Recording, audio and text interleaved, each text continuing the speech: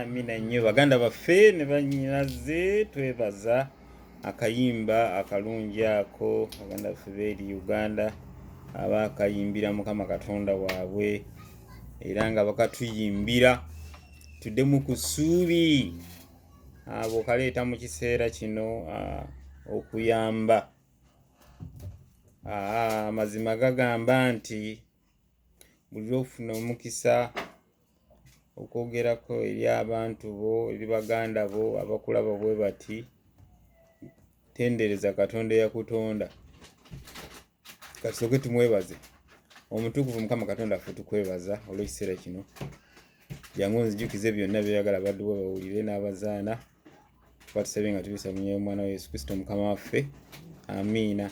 Nfitibwa amannya geego Josephus Kyeyune bw'oba ng'oyagala okulaba bu vidiyo bwange ogateekamu waliwo nga nze neetoololera ku mazima era amazima gano ebyandikwa bigamba ye Katonda. Nyinda kusooka njogerera oluyimba njogere abantu abatambuza amazima mu nsi eno waabwe mba mumaliriza oyinza okukonako ku kapeesa akayongerayo abantu okubeera nga abafuna emikisa egindaba si kufuna ssente naye kufuna emikisa abantu bengo okulaba amazima genbajjukiza baba bagamanyi naye nga bajjukiza kituufu obuvunaanyizibwa okujjukiza munno amazima nga kyenziza okukola.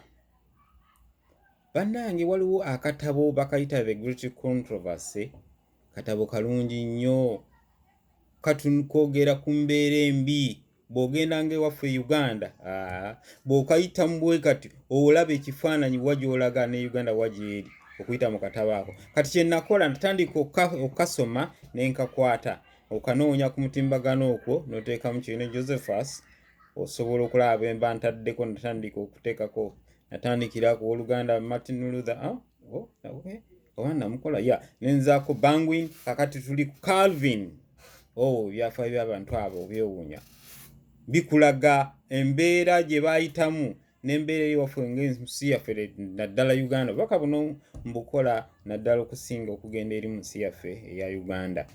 Oluyimba lutugambye beera mwesigwa bayambe naye ekyannaku mujjukire ntera kwogera ku kigambo kye bayita amazima era Yakobo 4:17 atugamba lunnyi lwaffe luno lwalubeerera nti amanye ekituufu n'atakikola kye kibi eri oyo. Kaakati awo wenzijira neŋŋamba leero ngenda kwogera ku basumba baffe ab'e Uganda. waliwo omunabyobufuzi omu Dr. Kifeefe Kiza Besigye yakola ka video nenkalaba nengamba wow, yagamba mbu abasajja beyeetaga okuba embooko mu Uganda beba elites. Ate nga mutuufu ba elites be Uganda beetaga okuba embigo n'obajjayo n'obalirira embooko. Banaye mujjukire ndi ku mazima. Naye mazima naye kugamba waliwo abantu abakunyiiza. Okay. Aba elites. Bw'oba omanyi okukola ekibi nti omanyi okukola ekirungi n'otokikola n'okolamu kibi, kye kibi eri ggwe. Abasumba baffe ab'e Uganda, ba elites ab'e Uganda, aba elites be baani? Lulimi lwa kinyaanyiibe lutegeeza abantu abamunyunguseemuko naddala mu by'okuyigirizibwa.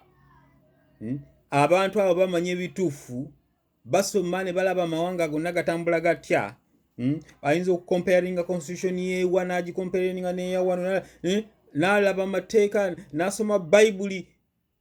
Yes, naye abantu abo bagenze mu maaso nga tebakola kye bayinza okukola. Nagenda awo ne ntunuulira, waliwo Omuganda waffe bamuyita Lumbye Fred, abamu bamuyita mu propagandist.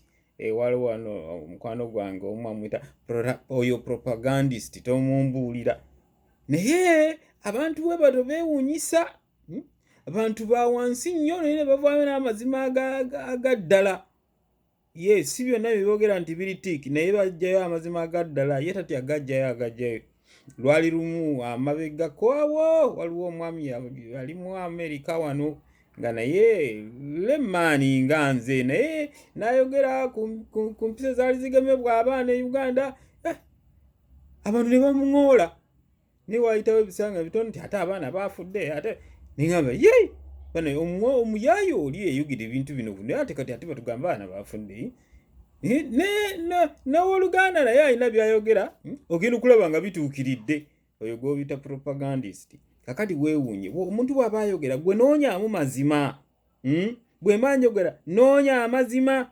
Yes, baganda baffe abasumba ab'e Uganda, nzijukira bavunaanyizibwa lwa akatambi ke nakola ne mbagamba nti omusumba gwe olabibwa ng'ettabaaza ya ndiga ezijja mu kisibo kyo. Gwe tabaaza, gwe mugezi waabwe. Yes, nti kyannaku oddira oyamba, atugambye kasita oyamba oba okolera Yesu. Naye waliwo bolaba nga ddala bakolera Yesu oba beekolerera. Oyinza omusumba oyo n'akwata 10,000 n'aluwa omuntu. Awo ngamba abamuwadde ekyennyanja, n'amuwa ekyennyanja bambi abamukwatiriddwa, naye waliwo ekisingako. Ago ge mazima, waliwo ekisingako awo. Oyina obusobozi. Nempa ekyokulabirako sorry, nti omukkiriza w'ekkanisa y'ogw'omusumba mu biseera ebyokulonda ng'ebyo Uganda bye yalimu, n'ajja mu maaso g'omusumba kubeesimbyewo. Ani gwe mpa akalulu? Omusumba omulungi yandigambye, muganda wange oba mwannyinaza mbuuza, ani gwoba wakalulu? Kwata Bayibuli yo mukebereze. Bayibuli ekukebeza n'olaba omuntu omulungi, yo mulaba otya? Nze nandiwadde amagezi ngamba omuntu oyo nti owange, abantu abo gw'olaba obeesimbyeyo abo gw'olaba alina Katonda okusinga. Yes, kaakati ate awo oyinza okubuna obuzibu kubanga aba tomanyi Bayibuli nnyo. Yes, Bayibuli Katonda agamba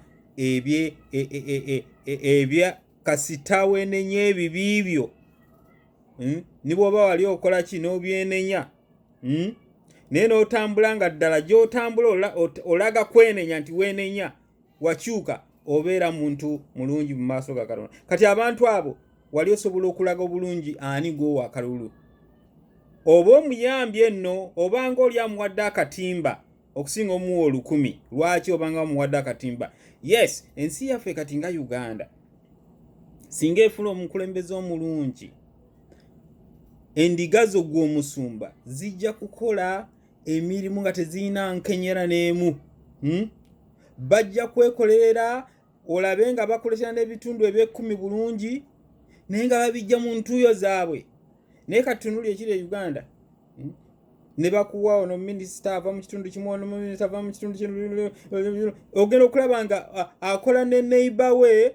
Nzijukira we nali ndi Uganda nasuubulanga obuntu buno bwa accessories w'amasimu, naye olw'ebyo nali ndaba nga nali neerayirira ne ŋŋamba nti nze waliwo abantu besijja kugulako buntu buno. Naye lwali olwo omukwano gwange najja n'atuula mu kaduuka kange mu kakioski kange awo housing eno gitunda otya? Ne mugamba bwe ziti ngaba ng'ezindi tofunako ntono konze ogwobigo ndi jangu kutwale. Omwami oli n'antwala okugula housing z'essimu, naye gye nazigula nga bbeeyi eyanjawulo nnyo. Lwaki? Kubanga be bali mu gavumenti ye wajja ekintu akitunda bbeeyi ndala, n'oli gwa competinga naye bambi ye talina kyakole, talina makubo malala, okakana bbeeyi y'oli ndala n'eyoono ndala. Ensi gye tulimu kwegamba singa omusumba ayamba endiga ze nga kyavunaanyizibwa okukola, endiga zino ne zifuna omukulembeze omulungi aba aziwadde nnyo. Tebijja kuba nankenyera ebyo byonna. Obulamu obukulembeze bubeere bulungi nga bukuwa okukola obukozi. Naye bw'otunga ebyo Uganda ogwamu n'amaanyi ng'okola n'ogamba nkolerera ki? Kakati omusumba omulungi yamba abantu bo, omusumba omulungi yamba abantu bo nga tobawa byennyanja wabula bawa akatimba bavube. Ekituufu kisigala kituufu.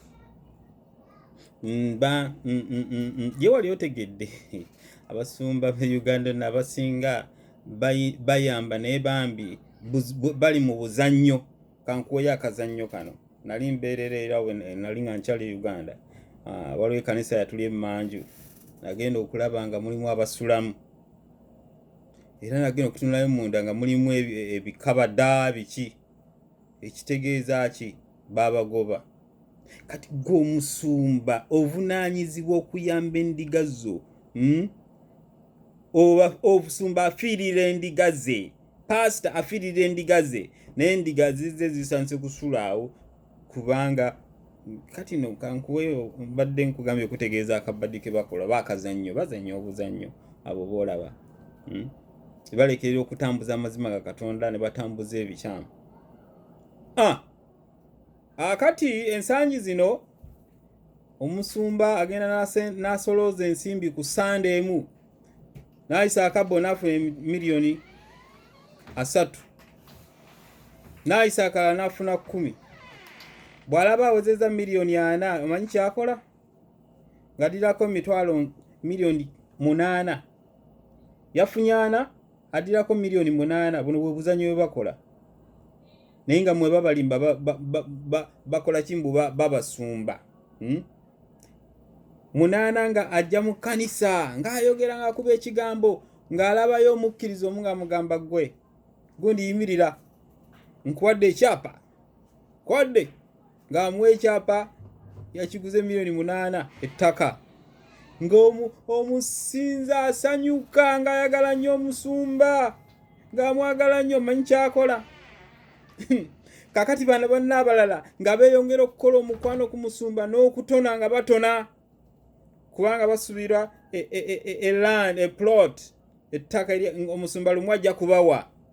Nawulirako n'omusumba era yali mukyala mbu ye kyakola yajjanga ng'alaba asolozeza nga miliyoni 600.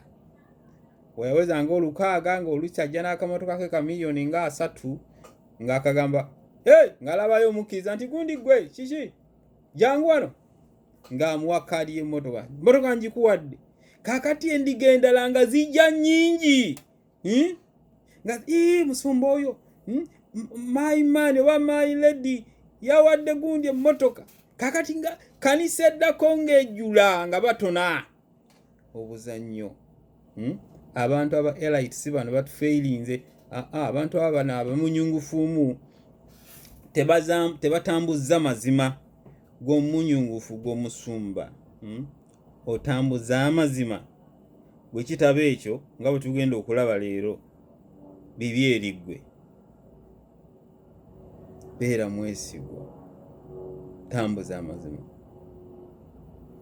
Kaakati ako nga kawedde, mbadde era ngize neetooloozaamu nti abantu n'olaba omuntu atalina buyigirivu buli awo naye ng'avaamu amazima, alabula abantu naye nga waliyo abayivu abaabisoma balina knowledge wanno nga bw'osala omutwe bw'oti knowledge ayiika naye bonna bamusiriikiridde. Bibi, kibi. Katonda asanyukira oyo ayamba omulala. Oba kwetaaga kuzibula maaso omulala, muzibule asobole okukola ensimbi. Oba muzibule asobole okwejjako omufuzi oyo. Kikulu. Kale katulabe tuli kikulu nnyo omuntu okuyimirirawo ku lw'abalala n'obafiirira. Era abantu ab'omugaso mu maaso ga Mukama. Mukama bw'ayima waggulu n'atunula wansi awanye ekitiibwa era asanyukira omuntu ayamba abalala. Ako mukawulidde? Mukama asanyukira omuntu ayamba abalala. Beera omu kwayamba abalala. Katusome Yokaana essuula 17 olunyiriri lwa 17. Tekeko gaali maaso gano. 17 agamba bw'ati, tuli ku bukulu bw'okuyamba abalala. Okay. Yokaana 17.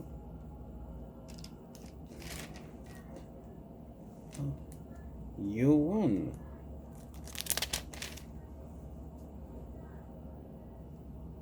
$18, $17. Oh God.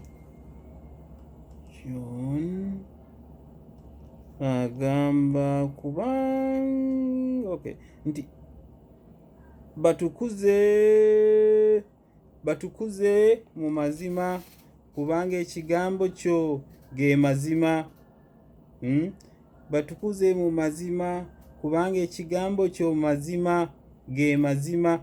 Ekigambo kya Mukama ge mazima era kitegeeza ekigambo kya Mukama ye Katonda. Kino kye kikulaga Katonda bwe kibanga mazima, naawe oteekeddwa okuba nga obayamba ng'okola mazima. Mazima kubanga Katonda mazima. Obukulu bw'amazima gatwale nga nsonga nkulu mu bulamu bwo bwonna. Wano mu Amerika waliwo ekintu kye bayigiriza abaana baabwe kuva buto wansi, ge mazima. Omusomesa osindika akaana ku ssomero, omusomesa era buli wobeera wano nga omwana agenze ku ssomero, omusomesa oyo aba amanyi buli kimu ekyawaka wano. Abaana babayigiriza okwogera amazima. Mulimu ebirungi, mulimu ebibi, naye nga birungi bye bikira ebyo. Yes, bye bikira ebibi. Era kyova olaba nti ensi eno ey'Amerika bwe kuba kubega, nyangu ya kubega, tebakweka. Naye kye kibakuumya okubanga bali nsi esooka. Mazima ge bakozesa. Akubuulira, tetugamba nti byonna bye bakola birungi, naye nkubuulira obukulu bw'amazima. Nti obukulu bw'amazima temubaamu lugambo. Yes. Omuntu bw'omugamba ye ali yakugambye nti gundi yaŋŋambye. Kaakati mbuulira omuntu oyo baga nti gundi yagambye, gundi gwe wamugambye kino, te gundi yaŋŋambye. Mbuulira bw'anaakola olugambo n'enkya. Amazima makulu nnyo. Kale njagadde okulaga obukulu bw'amazima nti Mukama agambye batukuze mu mazima, ekigambo kyo ge mazima. Byonna byokola endiga zo ziwe mazima. Ate gagobe esiga kwogera bwogezi okoma mu kkubo. Babuulire nti nno mmwe endiga zange muyina okukola ennyo. naye ogenda okulaba nga abasumba be Uganda eyali atandise nga alina obusente bwavuga akamotoka kano ke basindika njake nga yenna ageze avuga Range Rover avuga ki naye nga aba penitents aba endiga zo nga zikozimbye ago tegaba mazima. Omusumba wandibadde ovunaanyizibwa okulumirirwa munno ondiga yeeyo nebanga eva mu mbeera gyerimu. Weesanga kati ngalaba ebyali e Uganda osanga omusumba eyeyita omusumba ng'agenda mu maaso agamba endiga ye nti wagundi akalulu nga takubye na kifaananyi nti Katonda agamba atya bwe nteeka oyo mu bipima tetuganye si kyangu kyakufunayo atuukiridde naye wabeerawo asingako kubanga kiki ebyandikwa bitugamba omukristaayo yenna olina okukola the best. Olina okukola kisingako gwe buli kaseera ekisingako oba oli ku mulimu gw'ovunaanyizibwa okukola ekisingako akomukawulidde. Naye ng'olaba omuntu mbu musumba akugamba okuwa omuntu akalulu omuntu gwawa akalulu enkola yagivaako dda kutta bantu babwereere kubanga yali okuyisaawo eggwanga lye. Gano mazima. Uganda erina ekizibu. Gano mazima. Atalaba ekyo kwata Bayibuli yo soma tukusabire amaaso gajja kuzibuka. Sinali ebintu bingi nnyo batolaba nze nkubira nkulage nkugambe wano ne wano tunula. Nze newunya n'abantu abanaddiini abali mu gavumenti. Teriyo muntu munaddiini ayinza kuba mu gavumenti eyo ng'agiweereza eyo eriko kati. Bw'obanga olina eddiini wandibadde walizayininga dda era neewunya okulaba nga ne mu ddiini eyange nawulira waliwo be bawadde ebifo. Okoleyo ki? Off track. Tebakyali ku track. Amazima tegakyali mu bantu kati ng'oweereza. Ale no Bayibuli egamba singa olonda omuntu najja n'akola ebirala bibi natta abantu naawe oba obasse okujjako ng'ogenze n'ogamba waaye nakuwa akalulu kange naye nze saakakuweera kukola bino nkutadde awo oba owonye. Naye oba okyalwanirira muntu oyo bakugamba waaye onaakola bino ng'okyamulwanirira byakola biba bikubalirwako kubanga wamuteekawo okujjako ate abantu kye batasobola kwogera ne kwogera ku mpewo nga nze wano omuntu atya n'akankana kutya mu binnyo okujjako omulonzi n'omugamba nti ssebo nze kaakati bwe watuuka awo kaabaani bwe watuuka awo nze bye byokola sikkirizaganya nabyo era nkusenguse awo oba owonye emigga egiva mu bibi byakola. Naye buli byakola ebibi ng'okyamukkirizamu ng'akola ebibi bukyamukkiriza bikubalirwa ebibiri bibiriko. Ekitabo kino ekyamazima mwebiri tetulina budde bwabiku naye bimbuuze nagambye obuvidiyo bwange oteekamu amanya gange kino Josephus n'obulaba. Okay, katusoma olunyiri olulala tulabadde tulaba olunyiri lw'amazima era tugenda kusoma Yokaana ekyokubiri. Yokaana kino kibeera eno mu ndagaano empya. Yokaana ekyokubiri olunyiri lujja kuba essula ya 3 olunyiri lwa 16. Ekyokubiri 3:16 agamba bw'ati ku kino kwe tumanyira okwagala Kristo yawaayo obulamu bwe ku lwaffe naffe tuteekwa okuwaayo obulamu bwaffe ku lw'abantu bannaffe. Kwe tumanyira okwagala Kristo yawaayo obulamu bwe ku lwaffe naffe tuteekwa okuwaayo obulamu bwaffe ku lw'abalala. Wow! Basumba mmwe abali e Uganda, Kristo bwe yali kuno yali mugagga nnyo era yali alina mansions and mansions. Yali alina amataka n'amataka ng'atambulira mu nnyonyi 106. Ye Kristo oyo we yali bw'atyo.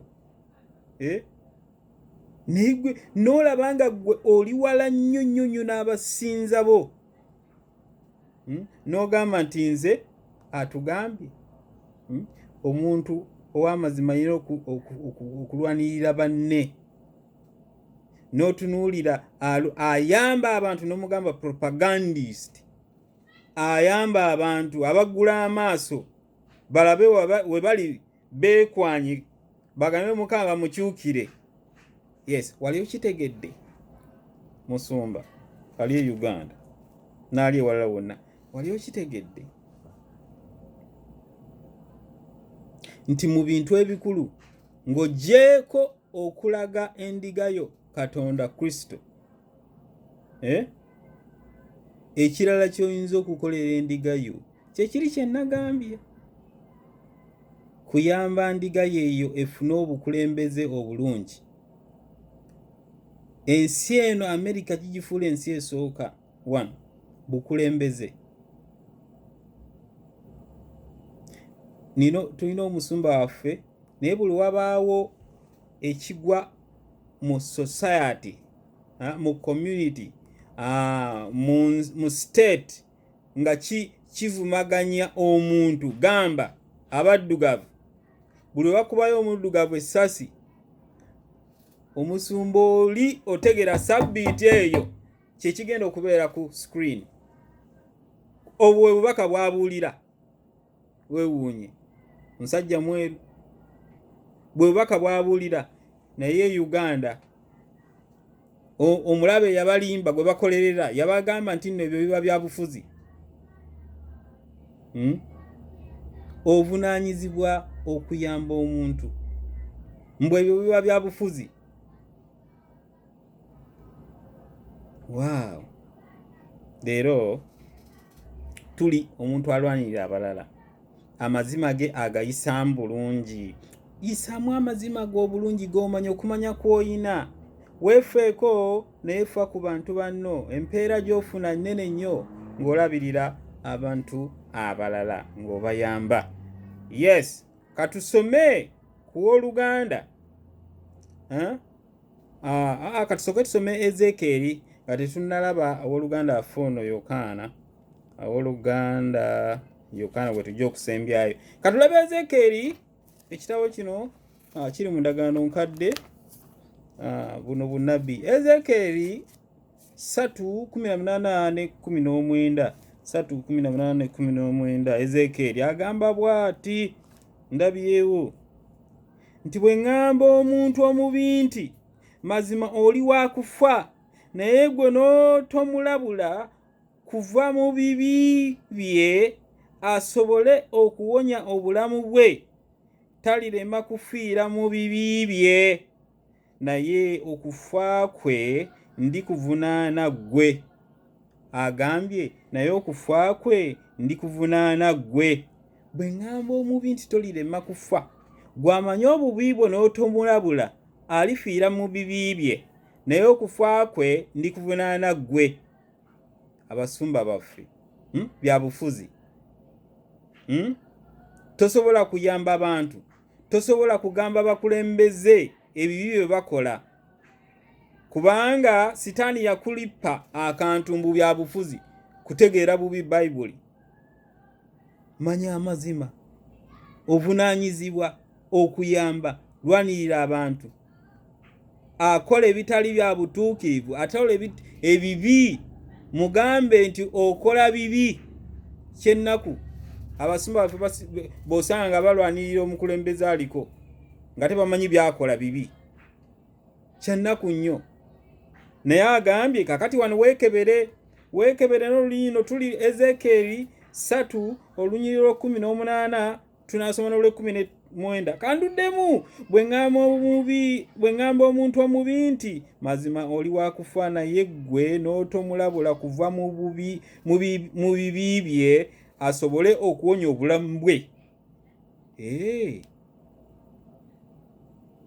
Omubi bw'atava mu bubi obulamu bwe bugenda, asobole okuwonya obulamu bwe, talirema kufiira mu bibi bye. Nti omuntu oyo ajja kufa ng'akola ebibi ebyo. Naye gwe omusango ndikukuteekako, naye okufa kwe ndikuvunaana ggwe. kansombole 19 kyokka bw'olabula omubi ye n'atakyuka kuleka bibi bye wadde okuva mu mpisa ze embi alifiira mu bibi bye naye ggwe obulamu bwo oliba obuwonyezza. Si nsonga bakusse, obulamu bwo oliba obuwonyezza. Singa ogamba omubi ye n'asigalayo mu bubi bwe gw'oliba obuwonyezza. Kikole si na luwalo, kikole mu kwagala. Ng'omubi ono ogenda omugamba obubi bwe mu kwagala, si kwejjako musango. Mubuulire nti munnange w'ogenda awo Mukama tewamusanyusa era ebyembi n'omala okalira bwe kaba, omusango gwakubeerako. Ebyo byokola oli wakubitebya nti era munnange wandibadde Mukama Kristo yafaayo yajja n'afa ku lulwo, wandibadde ng'omulabawo n'oleka obubi obwo n'odda eri Katonda. Naye ekyomutawaana abantu abasumba baffe n'abenzikiriza gyemanyi eri enjigiriza gyenzikiriza nabo nga bw'otadde bakugamba mbu ebyo byabufuzi. Kale byabufuzi njagala ombulire bulungi. Mukama ye yagamba tottanga. Eryo tteeka ani yaligamba? Mukama. Era Mukama ye yagamba jjukira okutukuza olunaku lwa Ssabbiiti. Era yagamba kitaawo ne nnyoko obassangamu ekitiibwa. Era yagambanga toyendanga. Katonda y'omu yagamba toyendanga era yagamba tottanga. Olunyiriri lwatugambye Ezekieri 3:18 ne 19 nti bwe ŋŋamba omubi no tomugamba bubi bwe n'afiira mu bubi obwo ndi kuvunaana. Kale mujje mutunuulire amazima gano. Mukama ye yagamba toyendanga. Mukama ye yagamba tottanga. Kati olaba omuntu atta, awo toyogera omugamba ebyo byabufuzi. Naye toyendanga olyoka nemuleka muleta obwenzi wano, nemuleka mwenda obwenzi wano. Abasumba kaba enzikiriza eryange nolyoka muleta obwenzi wano muyinza mutya, Mukama temusanyusa obwenzi. Naye ngatta tomugamba, togamba kwatta. Wow, what a type of hypocrisy is vindicated into you. Wow. Bunanfuusi ki bw'otulaga? Bunanfuusi ki bw'olaga abantu? Akugambye ogamba omwenzi ono leka obwenzi, naye atta abantu tomugamba mu byabufuzi. Katonda y'omu yewa amateeka ago. N'olyoka owulira waliwo omusajja alakuba ayogera bubi nange nsabira nneme kwogera bubi. N'olaba obwongo bw'omuntu obuvunaanyizibwa okukongojja amazima mu butuufu bwago, si kwekkiiranya. Kale mwonye obulamu bwammwe nga mugamba abasiba abantu mu kwagala nti bannange mutta abantu mukyuse. Waliwo yakikola namuyigirizaako dda kamubajjukize wenja okumalirawo. Yokaana 17 olw'17 Luka 3:19 oba tunaava ku lwa 18. Luka 3:19 tulabe eyakikola gyali twamwogerako dda. Luka 3:18 ne 19 katulusome. Agamba bw'atyo Yowaana yayigirizanga abantu mu ngeri nnyingi ng'abategeeza amawulire amalungi. Abasumba b'e Uganda Yowaana babeerera ekyokulabirako. Atugambye Yokaana Luka 3 olunyiriri 18 tugenda kusoma n'olwo 19 naye katuli lwa 18 nti Yowaana yayigirizanga abantu amawulire amalungi ago wonya obulamu bwo. Omuntu omujja kumugamba kuwonya bulamu bwe n'omuleka mu mbeera embi. Kyensonga lwaki Yesu bwe yajjanga n'abawonya n'abakolera n'ebyobulamu bwabwe. Situkatambula weetikke omwoyo gwo obulamu bwo buwonyezebbwa. Mujjukire omwenzi bamuleeta mu maaso ge ne baagala omutta naye abagamba toyina yejjeeredde kubanga omwenzi yategeera ekisa kyamukolebwa Kristo neyeewaayo eri Kristo, naye yamugamba toddangayo. Akuba keerabira abantu ne bakuzako kino ekisooka kibayamba okutambula mu mulamu bwabwe obubi, naye yamugamba toddangayo nate okwonoona. Ebyo biva mu Yesu ng'agamba Mariya eyali omwenzi lukulwe, naye yamuwonya. Atugambye bw'atyo Yowaana yayigirizanga abantu mu ngeri nnyingi ng'abategeeza amawulire amalungi. Olw'okumwenda luno lwe njagala abasoma mubeere Yokaana ono abeere ekyokulabirako. Lugamba luti nti era yanenya omufuzi Kerode olwa Kerodiya muka muganda we. Gayo ono yatwala